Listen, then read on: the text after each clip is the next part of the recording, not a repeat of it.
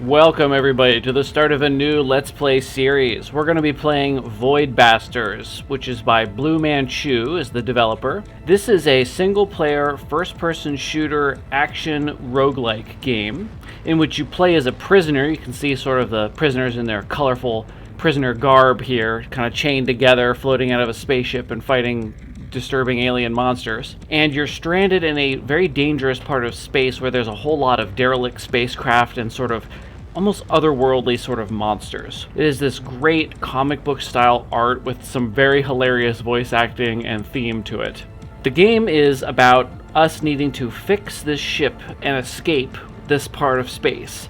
So this craft is stranded and we're a prisoner who will be woken up, and we need to go board derelict ships in search of parts for both escaping and for upgrading our weapons and our gear. The procedurally generated ships are often filled with dangerous spectre-like enemies that we'll need to fight or avoid while grabbing everything of value we can without letting the ship's security spot us and get alerted to our presence. We have limited health and oxygen levels that we have to manage from ship to ship, as well as ammo and other sort of limited use gadgets and tools.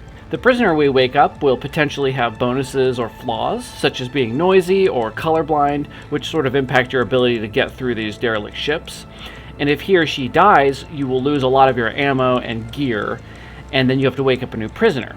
So it won't end your run, but you do have to wake up a new prisoner who will start with a very small amount of ammo and resources, and you'll have to sort of get back to it. Now, any upgrades you've made to your ship will remain so that you're not completely starting over, but you do lose quite a bit of progress. So there's definitely some incentive to keep your prisoner alive, especially if you are able to get some good bonuses on a character. You don't want to lose that character.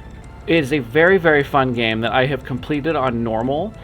So for this playthrough, we're going to be playing on hard, which adjusts things like the enemy difficulty and oxygen levels. Before we get started, please consider liking and subscribing. I would really appreciate that. And let's get started. New game. Starting a new game will erase your previous one. Yes, my previous one I have completed, so we'll hit new game. Go ahead and put the difficulty on hard bastard. Enable the DLC. This is it's called the Tidy DLC. It adds a new type of ship to the roster of things you can come up against, and there are these special tidy bots on there, as well as some new types of enemies that are like weird floating heads. It's kind of hard to describe what the enemies are like. They're sort of like weird ghostly spectre-y kind of enemies, and they say weird things to you, like they have some kind of grasp of English. They all have this kind of almost like, some of them have like a gangster vibe to them, but they look like sort of specters or strange mutant creatures. So we have Iron Man, which we don't want to set that to yes. It's going to be hard enough as it is. I'll probably lose a few characters. Crumbling Nebula, we don't want to turn this on. We want to be able to explore the nebula a little bit more freely, sort of the way it's meant to be. Crumbling Nebula we're going to leave off. This is a setting that impacts how you go about exploring the derelict ships. That'll make it harder, but it'll be hard enough with this on. Restrictions, we can restrict how our game plays. For instance, making it so we can only use firearms, we can only use indirect weapons, we can only use devices, or we have to go into the ships unarmed and just run and hide past all the enemies. And then the tutorial I don't need to do, so we'll leave that off. So next. No being hell. Void Ark didn't pass its bloody checkpoint. Well, file a 61B to head office. Unfulfilled delivery of resources. If it's in the Sargasso Nebula, clients have all been lost anyway, eh? Yeah, I think so. Let's log off and get rat-arsed instead. So our ship hasn't passed its checkpoint, so they're basically like, well, they're not going to arrive anyway, so just say that they're lost. It's fine.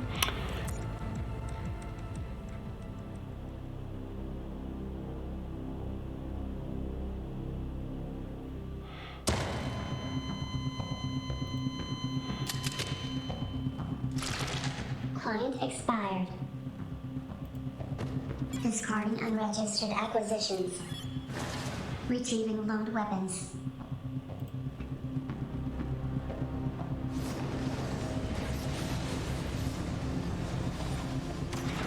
Steve cleared for return to Void Ark. That's the guy that does the Stanley Parable. Very, very good voice actor.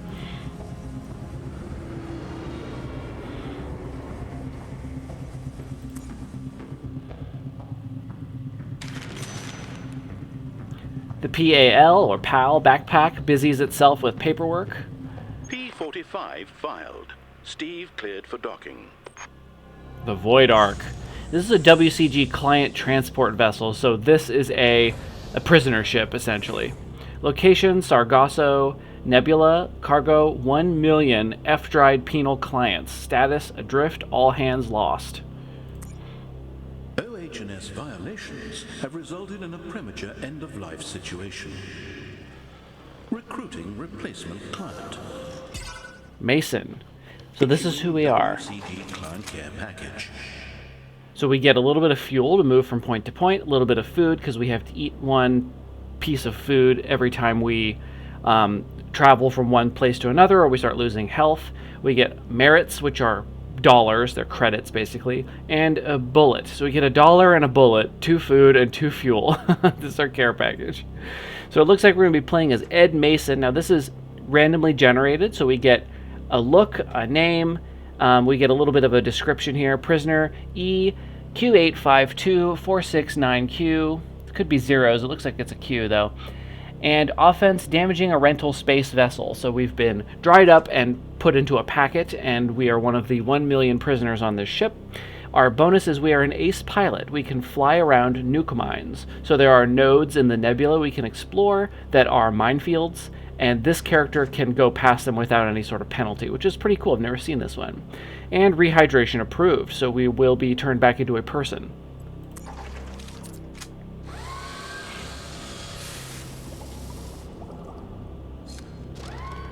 Congratulations. You have been selected to assist with an emergency staff turnover. There we are. We've popped out. We were dehydrated into this packet, and they rehydrated us, so now we're a person again. We've still got our prisoner stuff on for some reason. You can see that apparently we are organized by the general population, A through Z, so I don't understand why they even have this, but that's everybody. So you can see we have 16 bullets, we have $30, we have 2 days worth of food, 2 days worth of fuel, 400 health, and we have no warp keys. That allows us to jump long distances. No torpedoes, which allow us to destroy pirate vessels or space whales that we might have orbiting around some of the nodes we want to go to that are very dangerous. And heart starters, this is a revival for when you die. In our inventory, we don't have any parts, we don't have any materials, so we start off rather naked in terms of materials and food and stuff. Welcome to your induction seminar. Unauthorized persons have boarded this vessel and rendered it inoperative. Your action item: restart the FTL drive. Okay, so in order to get out of this system, we're going to have to restart the faster than light drive. Okay, I need to see your citizen card to authorize the restart. Oops. As a WCG penal client, your citizen card has been shredded. Don't worry, you'll find parts to construct another one from on nearby vessels. The parts you need are a line printer and an ID card. Once you have the parts, you can assemble them on the Steve's workbench. Alright, here's our workbench. So we can't start the FTL drive up because we're not a citizen of whatever this empire is. So we have to fabricate a citizen card for ourselves so that we're allowed to operate the vessel. Prisoners are not allowed to operate the vessel. So we go to the workbench. Now, this is a really cool part of this game. So these nodes represent all of the different gear you can craft in this game, and they all require a lot of different cool materials, and here's the list of them here: bio, data, plas, slag, and volts. So what we need to do in order to upgrade things both for ourselves and for our mission objectives is to acquire lots and lots of these different parts, as well as some unique items. So let me explain how that works. So the regulator here, you can see if we wanted to upgrade this, it would require the metal tube you see down there. Now the metal tube is something specific. It's not one of these. These materials down here can be used to craft these specific materials, such as the metal tube. Or you can find an item like the metal tube in a derelict ship out in space. So for instance, if we wanted to build the stapler, which is a shredding blast of 6 staples, it's kind of like a shotgun. So in order to build this stapler, we would need to find an FTL nozzle. Now that is a specific crafting item that we would have to find on one of the derelict ships, or again, we could collect enough things to build it. At this time, I'm not allowed to really do much. I don't have anything. Extra upgrades. Yes, this is from the DLC, the vacuum, which I've never used before. Requires a fan blade and thread press. Sucks health out at a short range. And then here in parts, you can see, here are some of these items. Now, there's a little, like, nut symbol here. So there's 1, there's 2 here, 1. That's like the tier of the item. So this is a tier 1 item. You can see it costs 20 data and 20 volt to build this. So we can either go and find this, or we could build it using those materials. The level 2, or tier 2, is going to be more difficult. This requires 40 plas, 20 slag, 20 volt. And these parts go all the way up to tier 5, which require hundreds and hundreds of materials in order to build. So they can be quite difficult to craft. So they're much easier to find than they are to craft. However, in order to find them, you have to go down into the harder parts of this nebula where the ships are filled with very powerful enemies, and you may not be ready for that yet. So for now, what we're going to do is we're going to head on back to the star map. We don't... Valued client, please follow the bouncing arrow to the line printer. So, this is us, the Void Ark. This is us here in the Steve.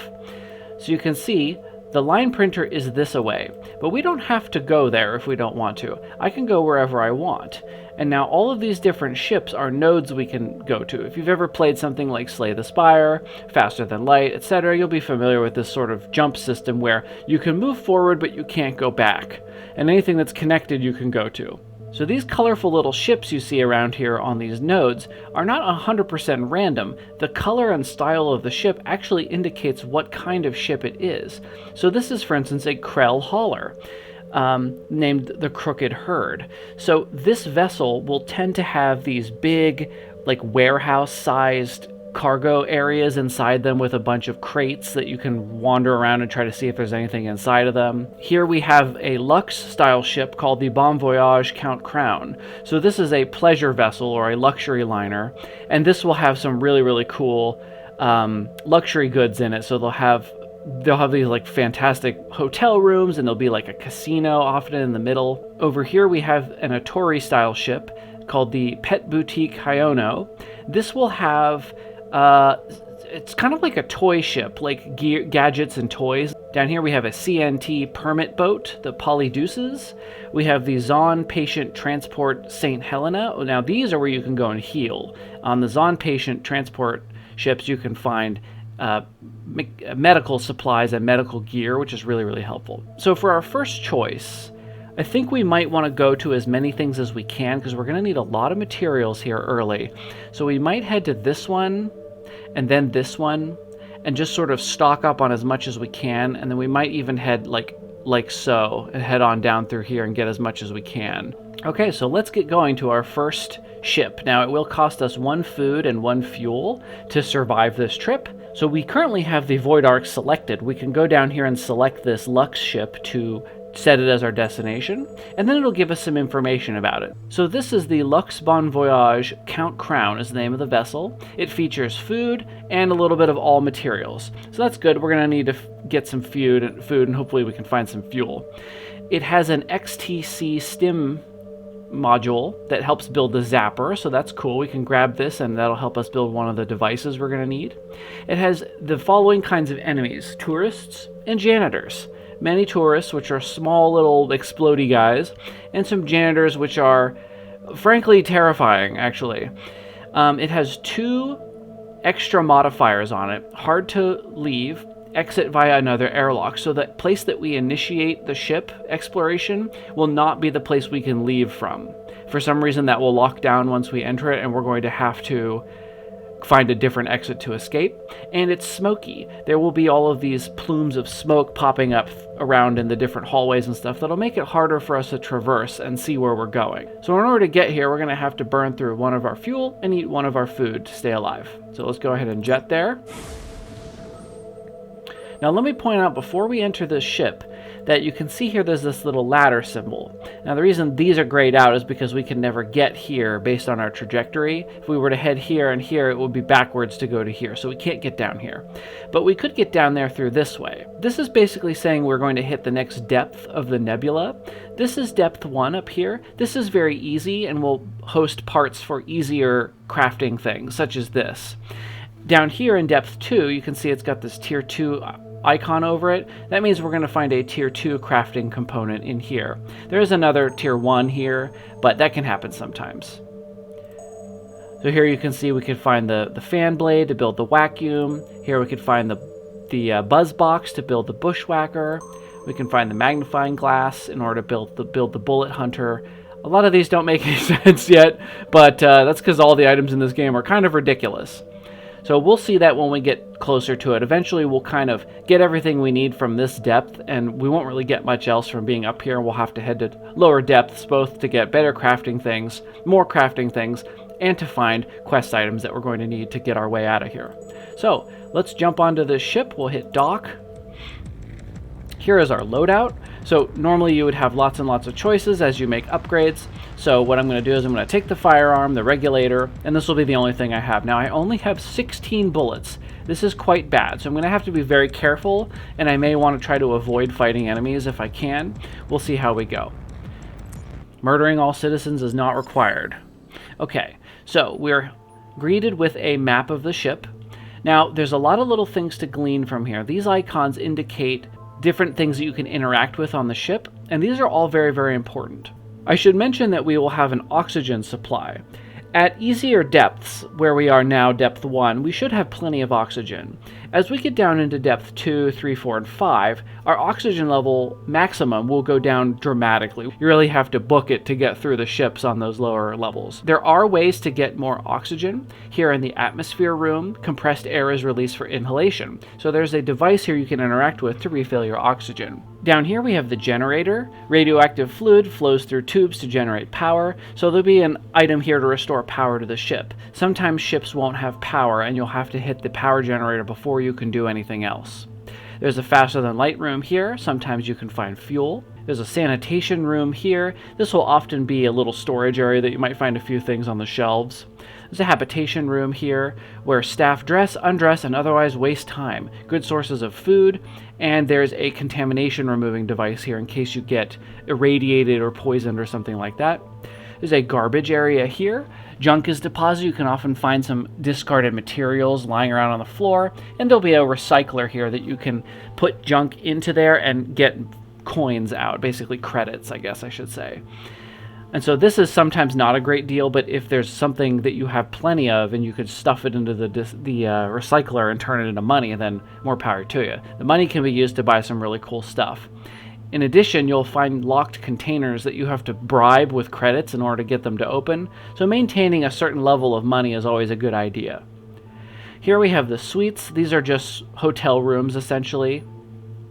In here you'll find suitcases and some random components that people have left around.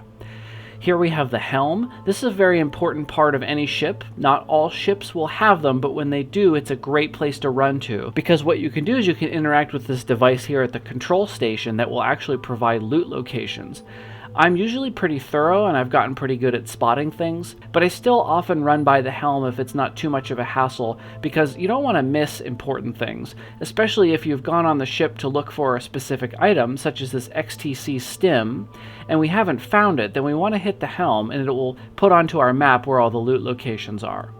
Down here we have a dining room. This is an excellent source of food. And down here will be a second airlock. Ships will almost always have two airlocks. This is one where, again, hard to leave. We have to exit via a different airlock. So we're joining here. We cannot, if we run into something difficult and decide this is too hard for us, we cannot leave the way we came in. We have to run through the ship to the opposite corner and get out here. So this is a little legend down here to help you remember what those do, but fortunately you can hover over all these things and get an idea of what they do for you.